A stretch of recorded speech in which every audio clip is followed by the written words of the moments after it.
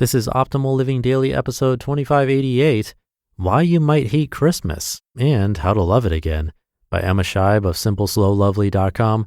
And I'm Justin Malik, your personal narrator, reading to you every day, including holidays. With that, let's get right to this timely article and continue optimizing your life. Why You Might Hate Christmas and How to Love It Again by Emma Scheib of SimpleSlowLovely.com. Christmas is coming, just in case you didn't know. And if you've grown to hate Christmas, you aren't alone. Most people are in one of two camps regarding the upcoming festive season. Camp 1, you're excited, counting down the days, and your decorations are already up.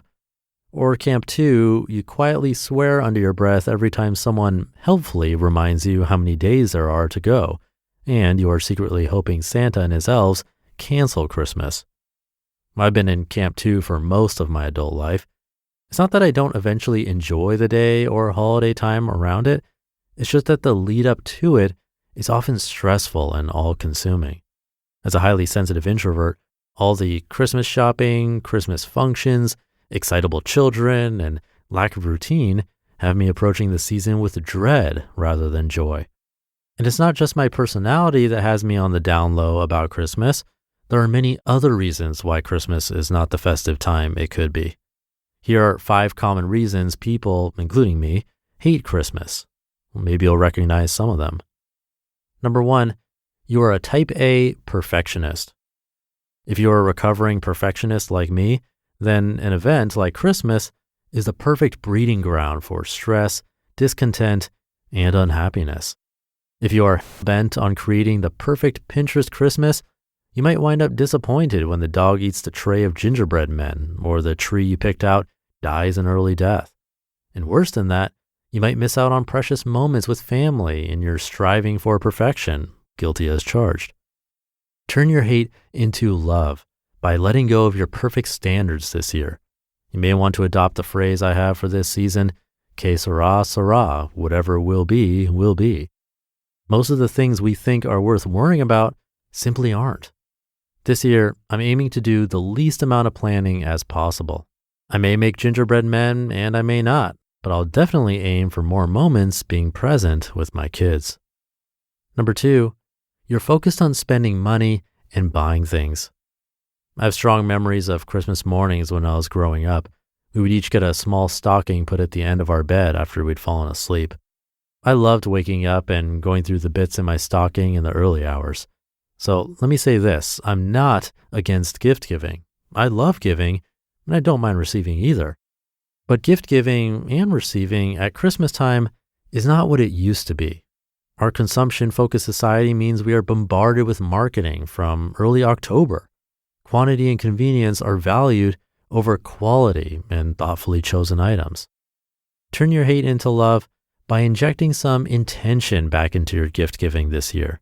Consider giving experiences over things and stick to a planned budget. One of my friends and her family are doing a secondhand only gift exchange this year. Mother Nature 1, corporate America 0. Shake things up and try something different. Number 3, you're overcommitted and overscheduled. The lead up to Christmas can be incredibly busy and chaotic. If we aren't careful, we end up spending our days running to and from Christmas functions and wind up feeling too exhausted to enjoy the holiday when it arrives. This is always the main reason I hate Christmas. There's often a sense of urgency in the air in the lead up to Christmas. As workplaces close for a week or two, projects and deadlines loom, and everyone is trying to catch up with everyone. The frenetic pace almost has an apocalyptic feel to it. Well, turn your hate into love by saying no more often and taking should out of your vocabulary. Between my husband and I, we've been invited to 5 separate work Christmas parties, and this is just for 2 jobs. We've said yes to 2 of them.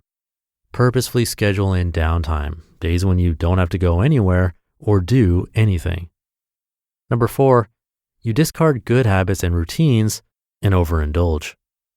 The Christmas period is often synonymous with letting go. People let go of healthy eating, good exercise habits, sleeping enough, and loads of other routines or rhythms that have served them well all year. And while it's great to have a break and ease up a bit, it can be a slippery slope to letting go entirely if we aren't careful. Turn your hate into love by making intentional choices before the season hits about what you'll take a break from. Then set yourself a time limit to get back on track. Or maybe if you know how hard it is to get back on track, you might consider just keeping all your healthy habits this year. And number 5, you are lonely or grieving the loss of someone. I'm very grateful for my family and friends. I've never been alone at Christmas time, and for this I consider myself very wealthy. But many people are alone. Christmas is also a time when we are reminded of the people we love who've left this earth and those we've left or who've just left. The gaping holes that people leave behind when they are gone become chasms at times like this. Sometimes it's actually nice to get lost in that chasm for a bit, to rest in the hole they left. But for many people, the loss and grief is too much and is the reason they despise Christmas so much. Turn the hate into love by leaning into the grief and then consciously climbing back out to life. If you're facing a Christmas alone, consider reaching out to someone, or maybe consider volunteering at your local soup kitchen for the day. Reach out and make a connection with someone. There's a good chance this will be an immense source of joy for both of you. I don't want to hate Christmas anymore. Letting go, loosening up, and being present is how I'm choosing to be this Christmas. It's slower and simpler than any Christmas before, but I think it might just be more joy-filled than ever before, too. You just listened to the post titled, Why You Might Hate Christmas and How to Love It Again by Emma Scheib of SimpleSlowLovely.com. Thank you to Emma. Great tips here. I can imagine some people are in both camps. They really dislike the lead up to all the stress and overwhelm. But then when it's actually happening, when the planning phase is over, just relaxing and having a good time might make up for all of it. But in either case, the goal here is to lighten that load in the beginning. And of course, this applies to other holidays or family get-togethers if you don't celebrate Christmas specifically. For me, it's easy to lose a good habit or routine when something like the holidays or travel comes along.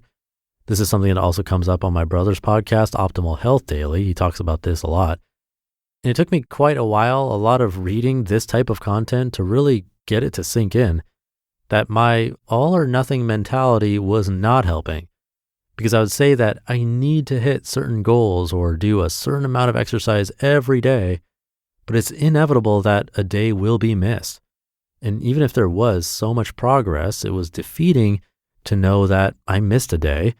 And then it would turn into, well, I already missed one day, so 2 won't hurt, which can then turn into 3 days, maybe a week, a month, and so on. But realizing that a miss or cheat day or cheat meal or sick day, a rest day, any of those can be a good thing. And that changed my perspective. That applies to holidays like Emma talked about. That was just one point. There were plenty of others in this one to consider, so do consider it today and this month. Thank you for listening. Have a great rest of your day, and I'll be back tomorrow where your optimal life awaits.